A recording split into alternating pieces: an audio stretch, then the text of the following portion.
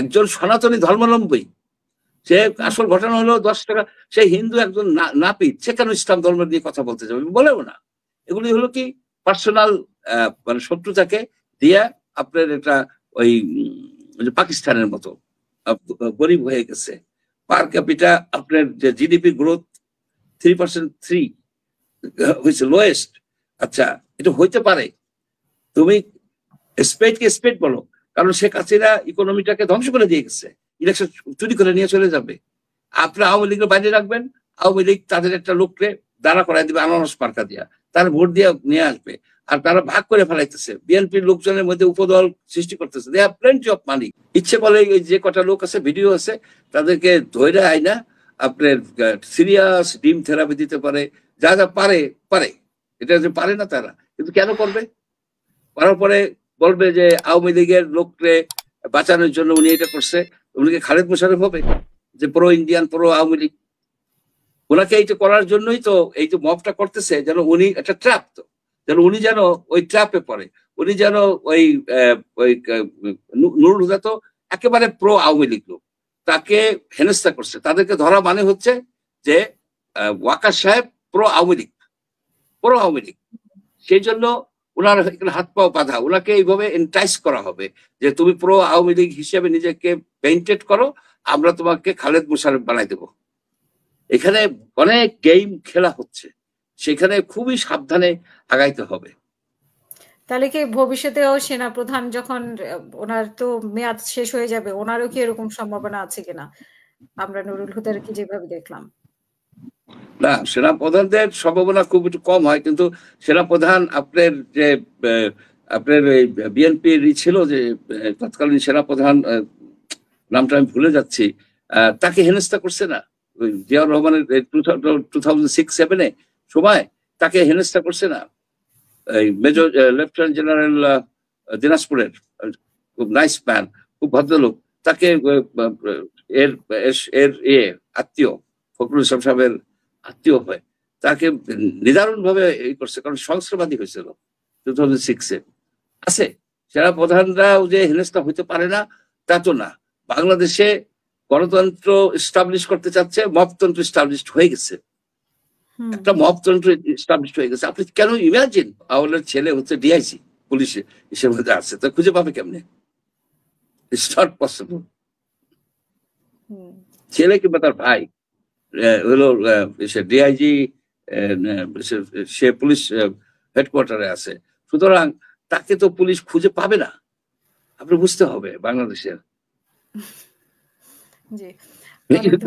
আপনি দেখেন যে মব বলতেছেন, এটা খুব জায়গায় ছড়াইছে কে নুরুল হুদাকে, কিন্তু এক ভদ্রলোক শীল মানে বারবার বারবার, এবং তার ছেলে একটা লোকের সাথে গন্ডগোল হয়েছে, 10টা টাকা নিয়ে গন্ডগোল হয়েছে, তাকে বললো কি যে সে ইসলাম ধর্মের করছে, অবমাননা করছে। লোকজন আসলো, লোকজন আইসে, তৌহিদি জনতা আইসে তাকে যেভাবে হেনস্থা করলো। এই বাংলাদেশের একটা স্বাধীন দেশের একটা নাগরিক, সে একটা গরিব নাগরিক, সে বারবার একটা ছোট দোকান, লালমনির হাট হবে, এই যে এইভাবে তাকে হেনস্থা করে ফেরা। সেখানে ওসি বলল যে তাকে এমন কেস আমি দিব যাতে তার মৃত্যুদণ্ড হয়, এবং সারা জীবন যেন, মৃত্যুদণ্ডের পরেও সারা জীবন যেন জেলে থাকে, দিয়ে একটা বড় ধরনের বক্তৃতা করলো। এখন এই বক্তৃতা কি বাধ্য হইতেছে এই তৌহিদি জনতার ভয়তে, না নিজেই তৌহিদি একজন? We don't know. সুতরাং আপনার কোথায় আইন? একজন সনাতনী ধর্মাবলম্বী, সে আসল ঘটনা হলো 10 টাকা, সে হিন্দু একজন নাপিত, সে কেন ইসলাম ধর্ম নিয়ে কথা বলতে যাবে? বলেও না। এগুলি হলো কি পার্সোনাল মানে শত্রুতাকে দিয়ে আপনার এটা ওই পাকিস্তানের মতো আপনার ওই আইন কি বলে যে ধর্মকে করা হয়। আসলে মানুষের ভিতরে সহনশীলতা কমে গেছে, রেশনালিটি কমে গেছে, সরকার সম্পূর্ণভাবে এফেক্টিভ হয়ে গেছে, ইনএফেক্টিভ হয়ে গেছে। আপনার একজন আছে কি বলে জাহাঙ্গীর, লেফটেন্যান্ট জেনারেল জাহাঙ্গীর, উনি উনি কি যে বললো কে নুরুল হুদা সম্বন্ধে, যে তোমরা ধৈরা মব করে আমার কাছে নিয়ে আসবে, মব হইলে আমাদের কাছে দিবা। মব হবে কেন? একটাবার বললো না, যারা মব করছে আমরা তাদেরকে ট্র্যাক করব, we will bring them on and we will punish them, we will put to the send them to the court, না, উনি তো বিচারের আওতায় নিয়ে আসবে। বলেন যে মব আর হতে দেওয়া, উনিও তো বলেন যে মব আর হতে দেওয়া যাবে না, মব চলতে দেওয়া যাবে না, এগুলো তো এই উনিও কথা বললে তো হবে না। Mob is a criterion, mob is a criterion. মবেরা তারা অনেক কিছু শিখে গেছে, যে মব করে তারা একটা স্লোগান দেয়, স্লোগানে যদি রেসপন্স হয় বুঝে কি তাদের অনেক লোক আছে, তাদের অনেক লোক আছে। এবং মবের উদ্দেশ্য তো টাকা আদায় করা, বাসার সামনে যে ই করা, টাকা টাকা দাও 2 লাখ 5 লাখ, তোমার নামে কেস আছে, তুমি টাকা দিতে হবে, নাহলে আমরা তোমাকে নিয়ে মারবো, এটা করবো সেটা করবো।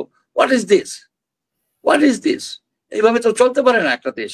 আবার এই দেশে নাকি ইনভেস্টমেন্ট আসবে, যেখানে মব লিঞ্চিং হয় সেখানে ইনভেস্টমেন্ট আসবে। এইরকম জবের বন্যায় আপনার ওই যে ভদ্রলোক আছে না, অনেকটা গোয়েবলসীয় কাজে কথা বলে, শফিকুল সাহেব, সে এমন হয়ে বললো যে জবের বন্যায় ভেসে যাবে এই বাংলাদেশ, জবের বন্যায় ভেসে যাবে। লক্ষ লক্ষ লোক বেকার, চাকরি নাই, 30 লক্ষ লোক নতুন করে আপনার গরিব হয়ে গেছে। পার ক্যাপিটা আপনার যে জিডিপি গ্রোথ 3% হয়েছে, লোয়েস্ট। আচ্ছা, এটা হইতে পারে? তুমি স্পেডকে স্পেড বলো, কারণ শেখ হাসিনা ইকোনমিটাকে ধ্বংস করে দিয়ে গেছে, কিন্তু সাথে সাথে ভালো করে ফেলাইতে পারছো, পারো নাই, সেটা স্বীকার করো। আমরা তোমাদের সাথে আছি, আমরা তোমাদের সাথে আছি। জবের বন্যা ভাইসে যায় নাই, জবের বন্যা সহজে ভাসবে না বাংলাদেশ এই মুহূর্তে, টাইম লাগবে। বাংলাদেশকে রাস্তায় মানে ট্রাকে আনতে হলে টাইম লাগবে, অনেক খাটনি আছে। বাংলাদেশ সহজে যেভাবে ড্যামেজ করা হয়ে গেছে বাংলাদেশকে, যেভাবে গণতন্ত্রকে হত্যা করা হয়েছে, ইলেকশন আপনার 1/3 লোক তো ভোটই দেয়নি, ভোট কিভাবে দিতে হয় জানেই না। বাংলাদেশের লোক 90% লোক জানে না যে নীল বাতি হইলে কি হয়, লাল বাতি কি হয়, হলুদ বাতি কি হয়, কোন বাতির পরে কোন বাতি, ট্রাফিক লাইট নাই। এখন টোটালি ইগনোরেন্ট ট্রাফিক লাইট সম্বন্ধে, কারণ ট্রাফিক লাইট আপনি রাখেন নাই। ঠিক তেমনি 1/3 লোক জীবনে ভোটই দেয় নাই। ভোট দিতে হয় কেমনে, ভোটে যাইতেই তো দেয় নাই। আপনার 3% 4% করে লোকজন আসছে। আর আমাদের ওই যে শারমিন মুর্শিদের ব্রতী, ওই যে জানি পাপের কলিমুল্লাহ, আরো এরকম আছে, এইসব লোকজনকে এরা ই করছে। তারা বিদেশ থেকে নিয়ে আসতো, ইলেকশনটা করা হইতো আপনার 25শে ডিসেম্বর, 26শে ডিসেম্বর, 1 জানুয়ারি, যে সময় সারা ওয়ার্ল্ডের লোকজন ব্যস্ত ছুটিতে আছে, ঠিক সেই সময় ইলেকশনটা করা হইতো। ইলেকশন চুরিতে আওয়ামী লীগের লোকজন এত বেশি উস্তাদ হয়ে গেছে, এগুলি তারা সারা দুনিয়াতে ট্রেনিং দিতে পারবে, যেখানে ভোট চুরি করতে হয়। সেজন্য আমি বলি যে এই পার্লামেন্টারি সিস্টেম আমাদের জন্য না, ওয়েস্টমিনিস্টার পার্লামেন্টারি সিস্টেম আমাদের জন্য না। আপনার যে এই যে আসন ভিত্তিক ইলেকশন করলে ইলেকশন চুরি করে নিয়ে চলে যাবে। আপনার আওয়ামী লীগের বাইরে রাখবেন, আওয়ামী লীগ তাদের একটা লোককে দাঁড়া করাই দিবে আনারস মার্কা দিয়া, তার ভোট দিয়ে নিয়ে আসবে। আর তারা ভাগ করে ফেলাইতেছে, বিএনপির লোকজনের মধ্যে উপদল সৃষ্টি করতেছে, দে হ্যাভ প্লেন্টি অফ মানি।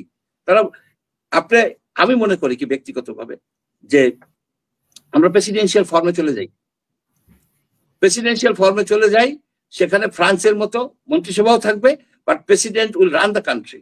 আর যদি ওয়েস্টমিনিস্টার সিস্টেমে যাই থাকতেই চান, তাহলে প্রপোর্শনাল নির্বাচন করেন। প্রপোর্শনাল নির্বাচন করলে ছোট ছোট দল, আপনি কি মনে করেন না যে কল্যাণ পার্টি 2% ভোট নাই আছে? আপনি কি মনে করেন না নুরুল হক নুরুল গণ অধিকার পরিষদের 5% না হোক 3% ভোট আছে, 3% ভোট পেলে 9টা সিট তার। এবং তার বিএনপির যদি ই করতে হয়, প্রপোর্শনাল নির্বাচন করতে হয়, তার ভালো ভালো ক্যান্ডিডেট দিতে হবে, ভালো ভালো ক্যান্ডিডেটের নাম ই করতে, ওপেন লিস্ট সিস্টেম। এই না যে পরে আপনি করবেন, আপনি লিস্ট দিয়ে দেবেন, লিস্ট অনুসারে। আপনি দেখেন যে আপনি শিক্ষা নিতে হবে। আমাদের দেশেই ইন্টারেস্টিং জিনিস হলো যে এত কিছু হয়েছে শেখ হাসিনার আমল, তারপরে আপনার এই স্বাধীনতার পরে যখন আওয়ামী লীগের একেবারে জয় জয়কার বলেন আর দৌরত্ব বলেন একেবারে ডমিন্যান্ট, সেই সময় কিন্তু সকল কলেজগুলিতে নির্বাচন করে জাসদ আওয়ামী লীগ, জাসদ ছাত্রলীগ ছিল, তারা কিন্তু আসতে পারছে। কি কারণ? ছাত্রদের যে হয় ইলেকশন হয়, সেখানে প্যানেল দেওয়া হয়, প্যানেল দেখে লোকে ভোট দেয়। এই না যে আমারে ভোট দাও, আমি প্যানেল বানাবো, আমি পরে কি করব টাকার বিনিময়ে, তা না। আগেই প্যানেল দিতে হয়, প্যানেল দেখে তারা ভোট দেয়। এবং এক ধরনের গণতন্ত্র কিন্তু এই কলেজগুলিতে ছিল, কলেজগুলি এই সংসদে ছিল, কিন্তু এখন তো সেটাও বন্ধ করে দিচ্ছে। এখন তো কলেজেও ইলেকশন হয় না, আপনার ডাকসুর ইলেকশন হয় না। 10 মাস হয়ে গেল ডাকসুর ইলেকশন হবে না কেন? আপনি সব ইউনিভার্সিটিগুলো ইলেকশন দিয়ে দেন, আর নইলে ছাত্র রাজনীতি টোটালি বন্ধ করে দেন। I am in favour of postponing all kinds of politics in the institution. আর 25 বছরের উপরের কোনো ছাত্রের পড়ার দরকার নাই, ওই জ্ঞান চর্চার দরকার নাই। বুড়া ছাত্ররা সবচেয়ে বেশি গন্ডগোল করে এই কলেজ ইউনিভার্সিটি গুলিতে, সবচেয়ে বেশি গন্ডগোল করে বুড়া ছাত্ররা।